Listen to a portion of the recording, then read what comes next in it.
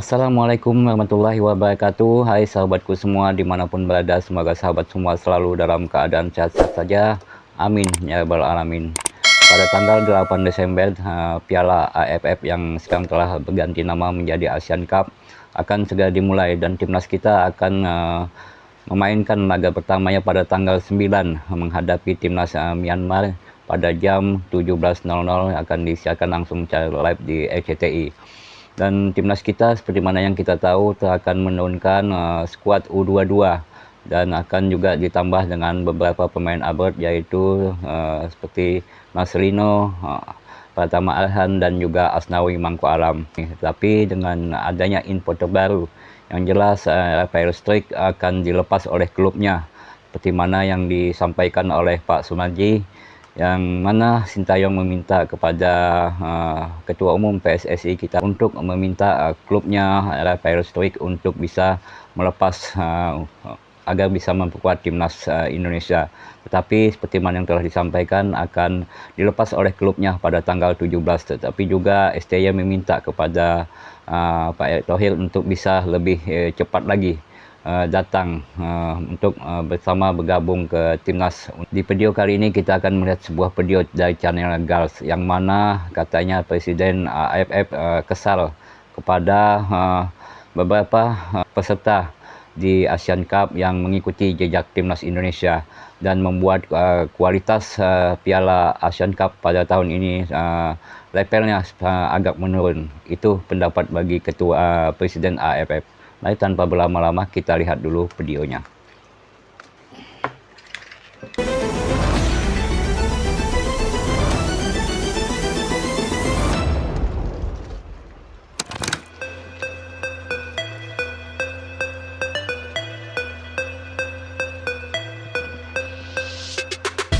Gals. Jelang gelaran Piala AFF, coach yang diketahui semakin intens menggembleng para pemain timnas, terutama soal fisik. Yap, dengan persiapan yang terbilang mepet, mau tak mau para pemain harus bekerja ekstra keras untuk bisa mencapai level yang diinginkan oleh coach Shin. Maka dari itu nggak heran kalau ada beberapa pemain yang sampai cedera ataupun ya kelelahan luar biasa. Meskipun begitu, coach Shin sangat mengapresiasi komitmen dari para pemain yang mau berusaha keras. Karena bagaimanapun, dengan menurunkan tim U22, maka mau tak mau, effort untuk bisa meraih kemenangan di setiap gamenya akan lebih keras. Namun di satu sisi apa yang dilakukan oleh Indonesia rupanya menjadi contoh bagi beberapa tim ASEAN lainnya. Terbaru ada Laos nih yang mengumumkan kalau mereka juga akan menurunkan tim U22 di Piala AFF. Sedangkan tim Malaysia nggak memanggil pemain-pemain terbaik dari klub JDT atau Johor Darul Takzim, ataupun Thailand yang nggak memasukkan 8 pemain andalan mereka selama ini di level internasional. Ya, pada intinya Piala AFF kali ini praktis cuman Vietnam yang paling serius sampai melakukan TC berjangka ke Korea Selatan. Sesuatu yang kemudian membuat Presiden AFF Kiev Samet makin mencak-mencak karena grade Piala AFF benar-benar menurun. Dan sedikit banyak semua itu dipengaruhi oleh metode Indonesia yang menjadikan Piala AFF sebagai ajang regenerasi. Di sisi lain, coach Shin sendiri masih punya beberapa opsi untuk memanggil pemain tambahan sebagai antisipasi ketiadaan Justin Hubner dan Ivar Jenner ataupun Rafael Struijk yang baru diizinkan kalau Indonesia lolos semifinal. Yang mana 3 pemain dari 3 posisi berbeda bisa beliau pertimbangkan. Mungkin seandainya kalau mereka memainkan tim utama, kalau mereka kalah dengan timnas kita, maka mereka akan menjadi lebih malu lagi karena kita menurunkan timnas skuad U22. Persiapan demi persiapan terus dilakukan timnas Indonesia untuk Piala AFF. Yap, dengan waktu kurang dari 1 bulan, coach Shin benar-benar harus bekerja lebih keras untuk menggembleng fisik pemain yang dinilai masih kurang.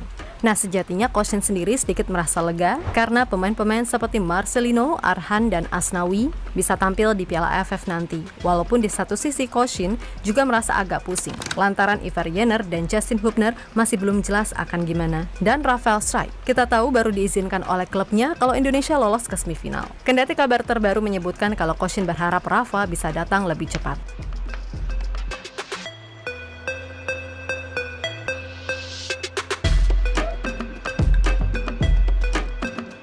Semoga saja dengan skuad U22 timnas kita bisa bersaing di Asian Cup tahun ini dengan walaupun tim-tim dari negara lain menurunkan skuad utama mereka seperti timnas Vietnam. Nyatanya sedikit banyak juga mempengaruhi tim lainnya untuk melakukan hal yang beda. Walaupun beberapa tim seperti Myanmar, Kamboja, Singapura dan Vietnam tetap memakai komposisi terbaik. Namun tim-tim lain nggak begitu. Seperti Laos yang mengkonfirmasi kalau mereka akan turun dengan skuad U22 sama seperti Indonesia. Sedangkan Thailand nggak memanggil 8 pemain andalan yang familiar di telinga pecinta sepak bola. Kemudian ada Malaysia yang nggak memasukkan para pemain terbaik dari klub JDT ke ajang ini. Jelas selain berkaitan dengan regenerasi, hal ini juga berkaitan dengan izin klub, mengingat AFF bukanlah ajang resmi FIFA. Namun betul. ya tadi beberapa tim masih ada kok Susahnya yang mendapat serius. izin dari Kamboja misalnya. Mereka bahkan memakai 7 pemain naturalisasi dengan target jadi juara. Wih, mantap. Lalu Myanmar yang memanggil 6 penyerang abort mereka. Walaupun abortnya cuma sama-sama di kawasan ASEAN, tapi tetap aja ini menjadi bukti keseriusan mereka. Kemudian Singapura yang tetap menurunkan skuad terbaik termaksud para pemain sepuh di atas 30 tahun, seperti Haris Harun 34 tahun, Faris Ramli 32 tahun, Syawal Anwar 33 tahun, dan lain-lain. Dan di antara semua itu, jelas yang paling serius serta yang paling ngebet jadi juara adalah Vietnam. Bahkan mereka sampai melakukan TC ke Korea Selatan loh, mantap nggak tuh? Intinya, mayoritas negara ASEAN mulai mengambil kebijakan atau metode yang kurang lebih sama dengan Indonesia, yakni memberikan kesempatan kepada pemain muda.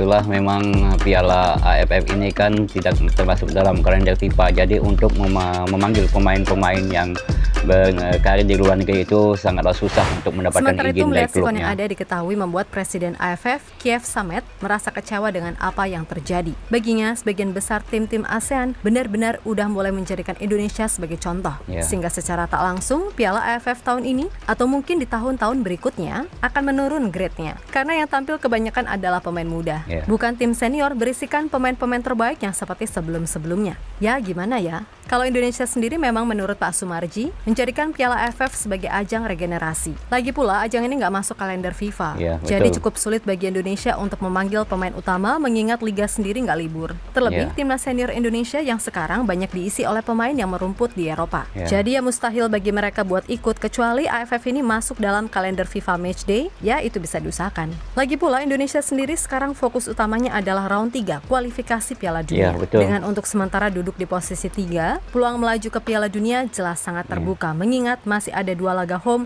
yang possible buat dimenangkan. Jadi dengan segala pertimbangan, menurunkan tim U22 sejatinya adalah keputusan paling bijak saat ini. Tentunya pastinya kita akan lebih fokus untuk di kualifikasi Piala Dunia putaran ketiga ini, apalagi sekarang ini posisi kita ada di peringkat ketiga dan peluang kita untuk lolos otomatis di posisi 2 sangatlah terbuka lebar dengan 2 laga kandang kita, yaitu menghadapi nanti di Bahrain dan Cina. Tentunya peluang kita sangat besar untuk bisa lolos langsung secara otomatis. Ya, kita berdoa saja. Makanya untuk di Piala Asian Cup ini timnas kita menurunkan skuad U22 karena pemain kita pun banyak yang berkarir di Eropa, sangatlah sulit untuk Di sisi mendapatkan lain, izin melihat klubnya. kecilnya peluang bagi Ivar Jenner serta Justin Hubner untuk tampil di AFF, membuat Koshin bisa aja mengambil opsi lain. Karena Rafa sendiri pun juga diizinkan kalau masuk semifinal. Yap, kalau Koshin berkenan, ia bisa saja memanggil 3 pemain dari timnas senior di 3 posisi berbeda. Dari lini belakang, Koshin masih bisa memanggil bek Malut United, Wahyu Pras, yang bagaimanapun beberapa kali masuk ke timnas senior. Lalu di tengah, nama Ricky Kambuaya dari Dewa United bisa jadi opsi terbaik buat menggantikan posisi Ivar Jenner. Dan di depan, nama Ramadan Sananta jelas adalah favorit, mengingat penyerang Tambah gol lagi U23 tersebut milik Persis Solo itu sebenarnya juga memang layak dicoba. Tapi kembali lagi, semua tergantung Koshin, terlebih kalau tujuannya adalah regenerasi, serta pastinya akan sulit melobi klub dengan jadwal Liga 1 yang masih jalan. Ya udah, Koshin mantap aja dengan skuad yang ada. Asalkan para pemain bisa tampil disiplin sesuai arahan. Kami percaya kok hasilnya akan bagus, kan gitu. Semoga saja. Walaupun kita memang mengakui kalau di Piala AFF Senior ini kita belum pernah menjuarai sekalipun. Kita hanya menjadi runner up sebanyak 6 kali tanpa pernah mendapat gelar juara. Semoga di 2024 ini walaupun dengan skuad U22 kita bisa menjuarai, setidaknya kita masuk ke final lagi dan berharap kita bisa menjadi juara. Yap, terlepas dari apapun, pokoknya Indonesia hanya perlu fokus pada tim sendiri aja. Terserah tim-tim lain mau gimana. Yang penting, Timnas U22 rasa senior ini bisa tampil sesuai kapasitas yang dimiliki. Lagi pula, target sesungguhnya dari tim ini adalah SEA Games 2025. Maka dari itu, yang dengki biarlah dengki. Yang nyinyir, biarlah nyinyir. Kita tetap maju dengan rencana yang ada. Masalah hasilnya gimana, asal semua pemain bisa menunjukkan semua yang mereka bisa, pasti kok pasti, publik tanah air akan tetap memberikan apresiasi. Ya walaupun, tetap akan ada sih orang-orang sumbu pendek yang menghujat sana-sini. Asli, beneran gak tau lagi deh apa yang ada di isi kepala mereka. So, tetap semangat Garuda, yakin aja pasti bisa. Intinya, selama urusannya udah merah putih, ya udah totalitas. Gas terus, pantang mundur, oke? Oke, itulah videonya. Jadi di Piala AFF tahun ini yang sangat berambisi untuk meraih gelar juara yaitu Timnas Vietnam.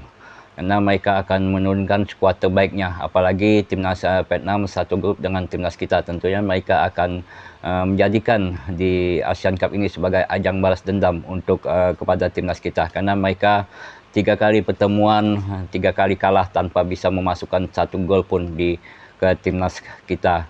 Saat di Piala Asia U23 dan juga saat di kualifikasi Piala Dunia, saat bermain di kandang kita GBK dan juga bermain di kandang mereka. Mereka kalah dengan skor 3-0 saat bermain di kandang mereka.